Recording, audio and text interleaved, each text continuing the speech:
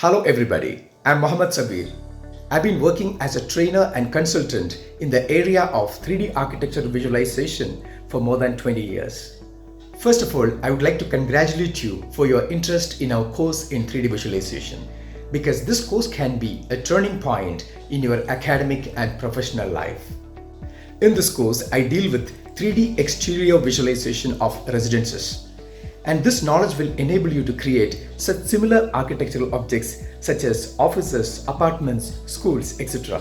Now let's come to the procedure. You create 3D model of architectural objects using Autocad because in Autocad you can create any engineering object with speed and accuracy. Then that model is imported to 3DSMAX software where you perform rendering.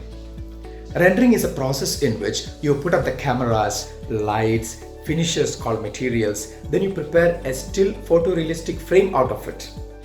And this rendered image is taken to Adobe Photoshop software where you perform image processing, photo editing and cut and paste operations.